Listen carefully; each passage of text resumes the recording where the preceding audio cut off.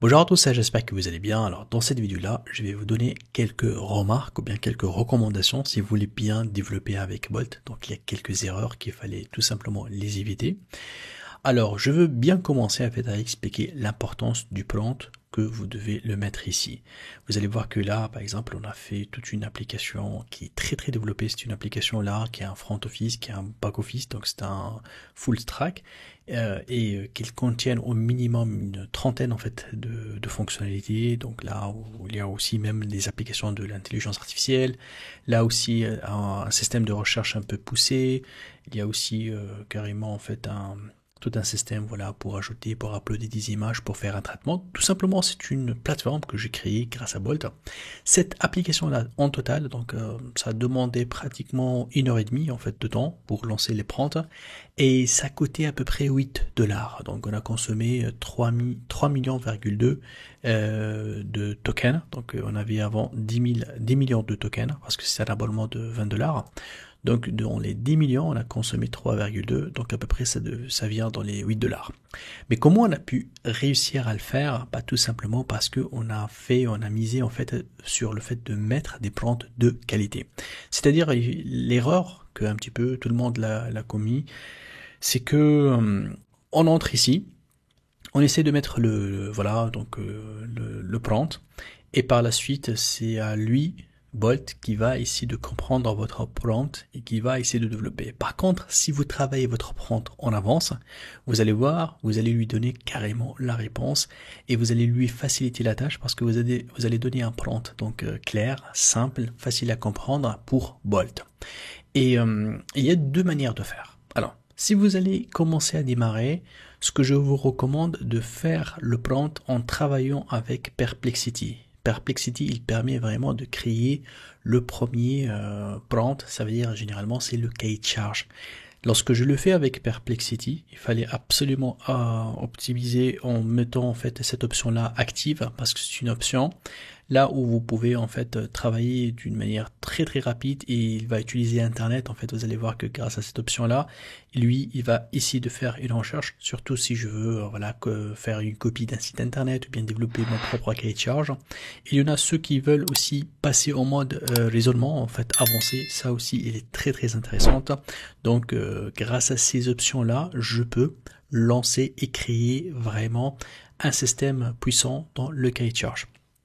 Et vous allez voir que lorsque je fais un très bon cahier de charge, lorsque je commence à le lancer avec Bolt, je commence avec une base solide.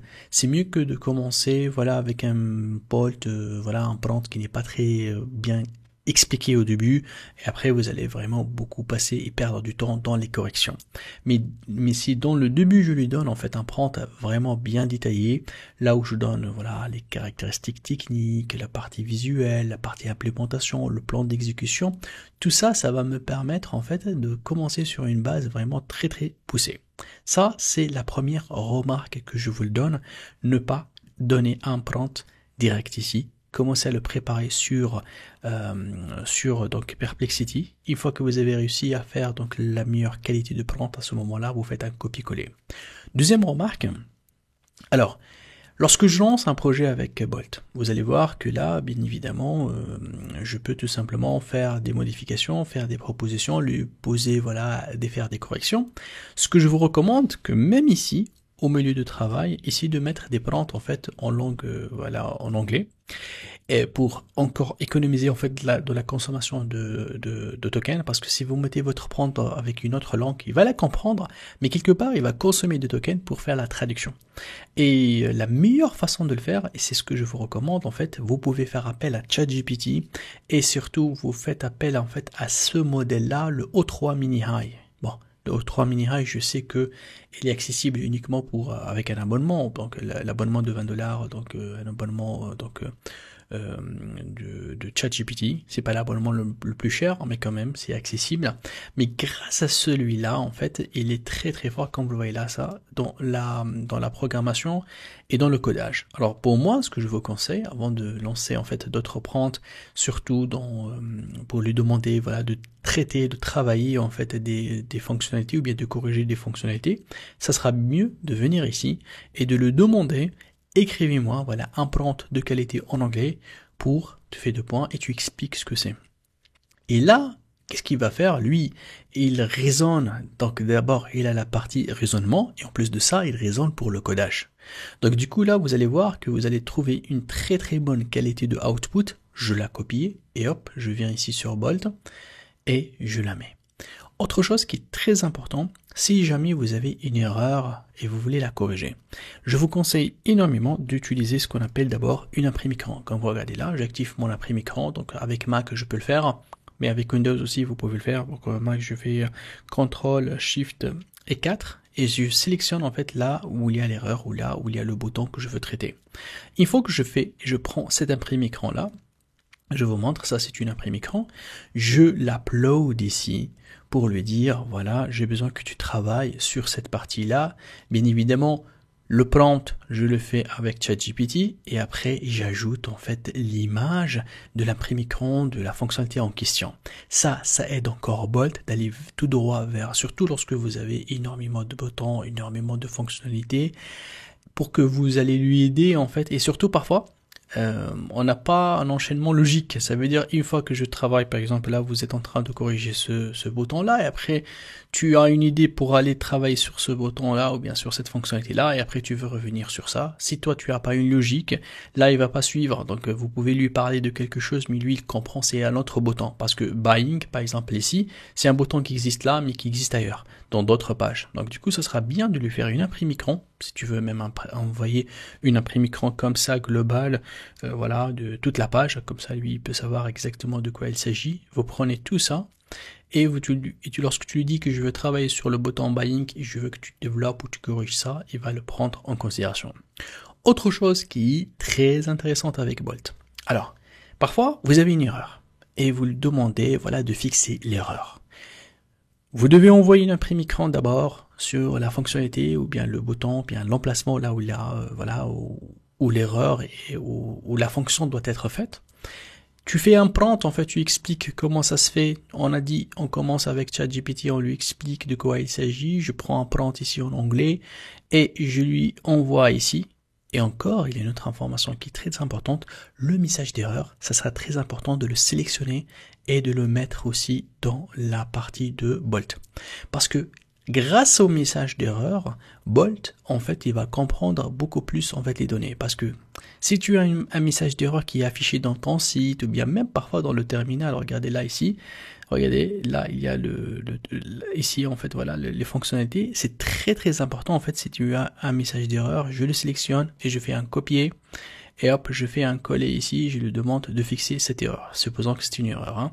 Donc, le fait de lui donner le message d'erreur, ça va énormément l'aider à corriger rapidement votre erreur parce qu'il y en a énormément de personnes, qu'est-ce qu'ils font? Il a un blocage quelque part, il commence à lui envoyer, fixer ce bouton-là, il ne s'affiche pas, ou bien il ne voit pas correctement l'information, ou bien le résultat n'est pas visible. Ça manque. Vous devez lui envoyer un prime écran, un prompt bien fait en anglais, bien détaillé. Tu peux utiliser ChatGPT au 3 mini high. Et encore, si tu as un message d'erreur qui est affiché, hop, je fais un copier-coller du message d'erreur. Du coup, là, je lui ai donné toutes les informations. Mais là, tu peux perdre énormément de tokens en lui demandant de fixer l'erreur de quelque chose. Et voilà, il n'arrivera jamais. Autre chose qui est très importante, ce que je vous conseille aussi, il y a cette option-là, Roll Back to Checkpoint. Ça sert à quoi? Parfois, en fait, voilà, tu fais un enchaînement voilà, dans ta programmation, et à un certain moment, il y a un blocage. Bolt n'arrive pas à débugger un bug ou bien à corriger une fonction. Il n'arrive pas. À chaque fois que tu fais des imprimes écran, tu mets les messages d'erreur, ça bloque. Impossible de passer. Tu vois qu'il commence à consommer beaucoup de tokens. C'est comme s'il est bloqué. Ça arrive. Hein. La machine, parfois, elle est comme ça parce qu'il y a un certain élément qui n'a pas pu les détecter. Alors, ce que je fais, ou bien ce que je vous recommande, c'est que tu reviens, en fait, là-haut et tu regardes là où ça marchait bien avant de développer telle ou telle fonction. Et lorsque tu cliques ici, il va recommencer à partir de cette partie-là, et à ce moment-là, vous allez lui donner le prompt, mais essayez d'améliorer le prompt lorsque vous allez mettre une nouvelle fonctionnalité. Imaginez que voilà, vous voulez lui demander par exemple là de développer cette option-là, cette fonction-là, de faire la recherche sur le site. Alors là, à ce moment-là, ça sera très intéressant de revenir sur ChatGPT ici, de lui demander de encore détailler en fait cette fonction-là, encore donner plus d'informations et des datas, et vous allez voir, lorsque vous allez revenir ici, vous allez commencer avec un autre prompt beaucoup plus qualitatif, et le résultat va être différent. Parce qu'il y a énormément de personnes qui restent parfois 1 heure en train de demander à fixer la même erreur. Si tu ne donnes pas plus de variables, de détails, lui, il va commencer à enchaîner les modifications dans le code, il va changer énormément de code, mais quelque part, il ne va pas trouver le résultat qu'on cherche. Et ça, c'est en tout cas, c'est un petit peu les fonctionnalités donc de base voilà, que vous devez connaître, que vous devez donc les prendre en considération. Et pour finir, si tu veux en fait faire l'hébergement, ça sera très très important aussi dès le début en fait que tu dis à Bolt, voilà, que tu vas en fait exporter les codes sources, parce que là, chaque code source, je peux l'exporter là comme ça, voilà, donc le code source il se télécharge, comme vous le voyez là ici, et lorsque je prends ce code source là et je veux l'héberger sur donc un hébergeur externe, ça sera bien de choisir un hébergeur externe là où vous avez tout simplement une configuration avec le Cloud Panel. Pourquoi? Parce que grâce au Cloud Panel, en fait, vous pouvez installer le même environnement de Bolt, parce qu'il y a énormément de personnes qui développent des applications ici, mais après il a un blocage en fait comment il va l'héberger. Et si tu veux l'héberger dans ton hébergeur externe, peu importe le nom de l'hébergeur, c'est très très important de choisir que dans ton hébergeur il te donne un VPS là où il y a donc le Cloud Panel, parce que le Cloud Panel c'est là où on fait les installations. Et tu peux aussi demander à Bolt ici, ça c'est important, donc il y a les gens qui posent pas cette question à Bolt, tu peux lui dire ok, j'ai téléchargé en fait le fichier et là j'ai besoin que tu me donnes toutes les étapes pour installer mon application sur un VPS, surtout je parle d'une application web, donc tout ce qui est SaaS. L'application mobile et l'application Android, c'est autre chose. Donc là, on passe par Expo, qui est partenaire avec Bolt. Mais si la plupart des applications web, ils ont besoin d'être hébergés à l'extérieur, donc du coup là, ça sera très intéressant de demander à Bolt quelles sont les étapes pour réinstaller le même environnement de travail sur donc un hébergeur externe. Finalement, n'oubliez pas que la machine, ou bien voilà, les outils aujourd'hui, donc l'intelligence artificielle, ces éditeurs-là, ce sont des machines en fait qui doivent être encadrées par les humains pour qu'ils puissent donner le meilleur, ou bien le meilleur code, voilà, qui est le plus optimisé. Parce que si vous mettez ici un Bolt, dans Bolt vous mettez votre prompt, et si le prompt n'est pas optimisé, sache que Bolt, voilà, il peut pas tout comprendre. C'est tout à fait normal que vous devez l'encadrer, que vous devez poser plusieurs questions ici, l'encadrer en fait à fixer et avancer vers l'avant. Et voilà, grâce à cette vidéo-là, je voulais vous donner en fait les bonnes habitudes, le bon comportement, que vous devez l'adapter pour vraiment réussir votre application Bolt et voilà, et rendre cette intelligence-là à votre service et non pas le contraire, parce que beaucoup de personnes restent en boucle en train d'essayer de résoudre le même problème sans qu'ils changent leur prompt. Donc le fait de bien savoir comment écrire votre prompt, c'est quelque part, c'est 50% du travail. Merci. Alors, si vous avez un projet Bolt et vous avez tout simplement donc des questions, vous avez des blocages, vous avez besoin en fait voilà d'une recommandation, n'hésitez pas de m'écrire ici dans le commentaire votre question, ou bien votre demande par rapport à Bolt, là où ça bloque, ou bien la question que je peux vous aider à la résoudre. Écrivez-moi ça dans les commentaires, ça va être avec grand plaisir de vous envoyer un message en privé pour vous expliquer peut-être comment résoudre le problème si j'ai déjà croisé ce même problème-là, vu que je développe avec Bolt plusieurs applications tous les jours, donc je consomme énormément de tokens sur plusieurs comptes clients. N'hésitez pas donc de m'écrire votre question dans les commentaires et ça va être avec grand plaisir de vous envoyer et de vous répondre sur message privé. Merci. Et voilà, donc on est arrivé à la fin de la vidéo, j'espère que vous avez aimé le contenu. Si vous voulez m'encourager, n'hésitez pas à vous inscrire dans ma chaîne YouTube afin que je puisse créer encore des vidéos gratuites sur YouTube. Et si vous voulez rejoindre ma communauté Udemy, si vous voulez avoir des formations encore plus poussées, plus détaillées, avec plus d'exemples et d'ateliers pratiques, je vous ai mis sur mon site internet là 2 packs. Le premier, il contient tout simplement toutes mes formations en intelligence artificielle, automatisation et no code. Et le deuxième, c'est un pack complet, il contient à peu près 1000 heures de formation. Vous trouvez dedans même le marketing digital. N'oubliez pas de mettre tout simplement le code que j'ai créé spécialement pour ma communauté sur YouTube.